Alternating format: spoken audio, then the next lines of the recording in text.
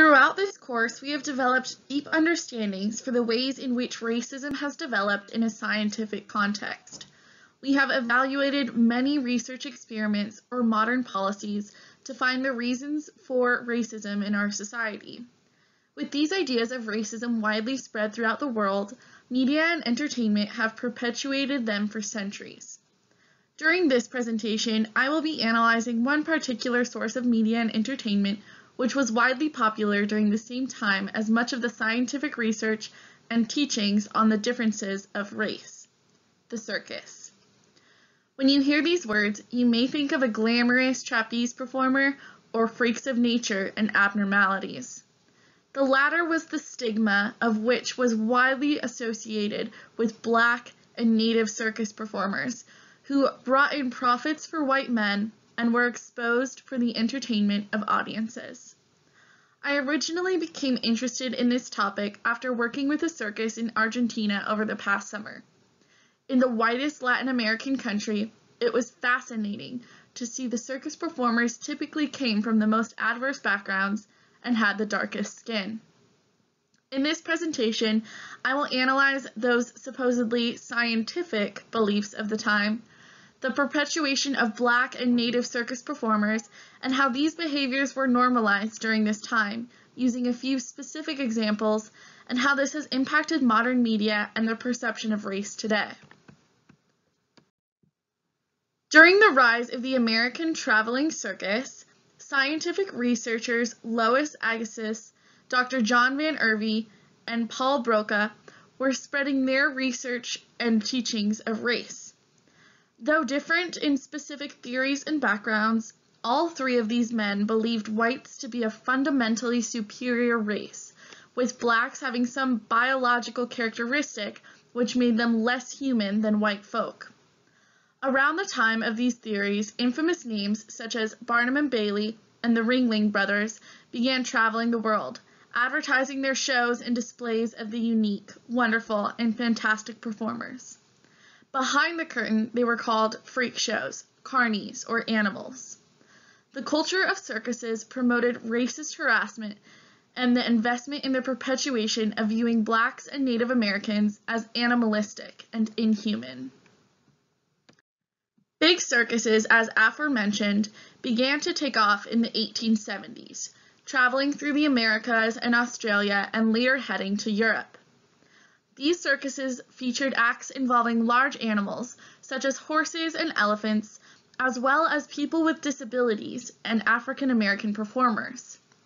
The practices of putting African or Native American human beings on display for the ridicule and entertainment of those who were more monetarily privileged is not only demeaning, but inhumane.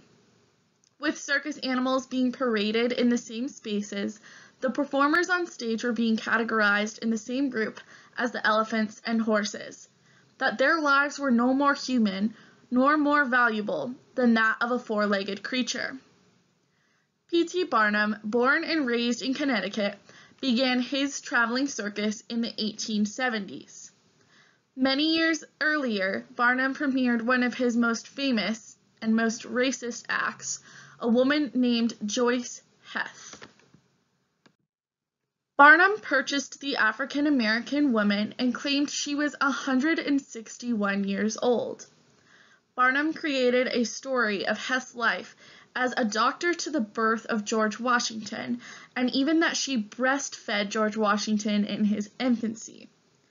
This idea of an African American woman being a historical figure because of her breasts furthers the concept of African Americans being seen as animalistic and inhuman, as her value is in the food she provides, not in her characteristics as a human being.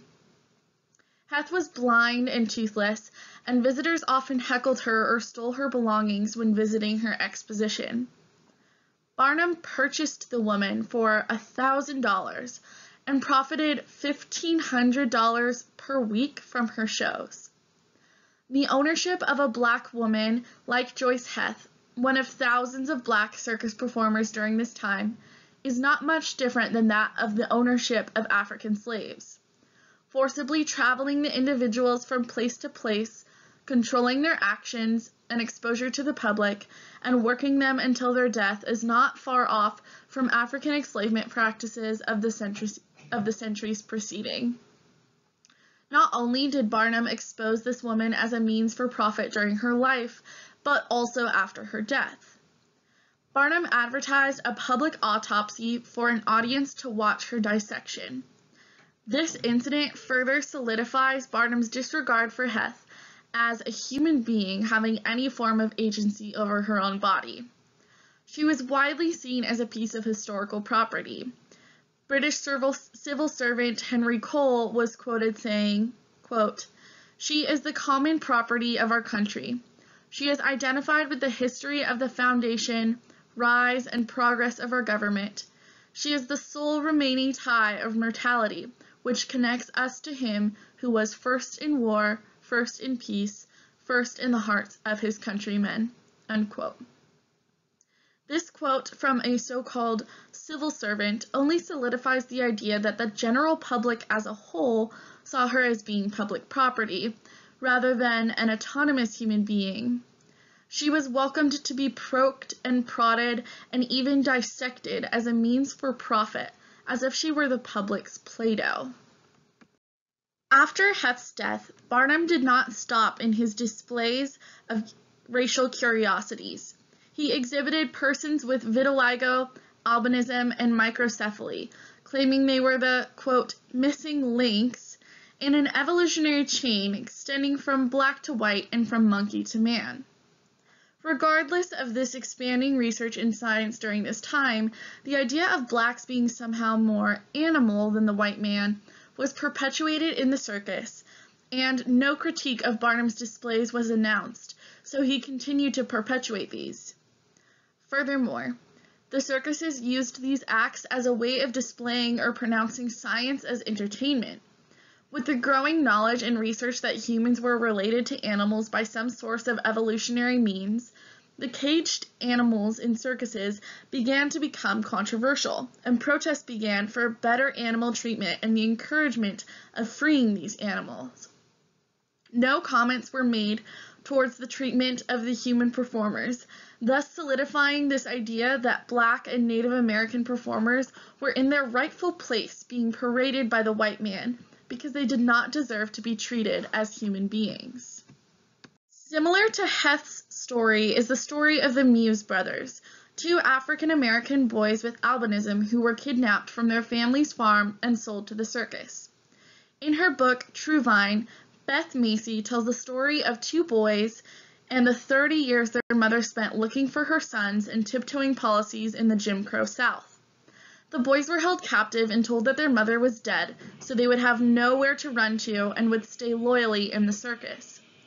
These stories, all too common, identify the true racism and enslavement processes in the circuses during the 19th and 20th centuries, which was not that long ago. Though the Muse brothers and Joyce Heth are just a few notable examples, these are coming from the most popular circuses in the world during this time, which set the standard for other circus groups to follow. This phenomenon was so common, it was a part of the general circus culture. These practices extended beyond slavery processes in the circuses in the United States. Though the large circuses traveled throughout Europe and the Americas, where scientific research surrounding race was prominent, these racist ideas were also present in circuses in Australia, surrounding populations of Aboriginal peoples. The Aboriginals joined circuses knowing the people in their towns and on farms regarded them as freaks, curiosities, thieves, and chicken stealers. It was so common in these communities for young children to be sold or to be captured by the circus. It was so common, in fact, that families would prepare for the departure of their children to the circus. This was done through enslavement practices or stealing children during exterminations. This phenomenon is now referred to as the lost or stolen generation. This was a conflictual role for the Aboriginal people. They were able to find a sense of belonging and comradeship in their relationships in the circus, but they also recognized that this was an experience of unity born from discrimination. These racialized performances were so deeply ingrained in the society surrounding the Aboriginal people that they came to accept it as a norm and modified their lives, understanding their place in the circus and in society. Modern media does not shy away from protecting the image of the white man. In The Greatest Showman, a modern take on Barnum and Bailey's infamous circus, a glamorous, light-skinned African-American performer falls in love with Zac Efron's character and everyone lives happily ever after. Though the film does feature performers with albinism and a black bearded woman relating to the animalistic view of African Americans, the film romanticizes the abnormalities and fails to acknowledge the racist reality of P.T. Barnum.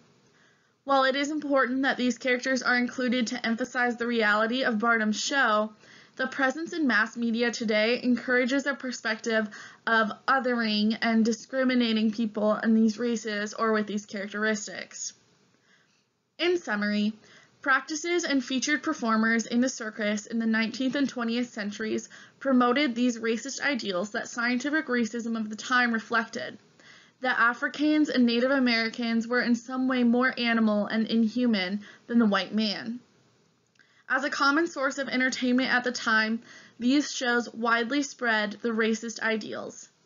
These discriminatory performers have been reflected in modern media because the images of them have been so popular through the historical culture of circuses.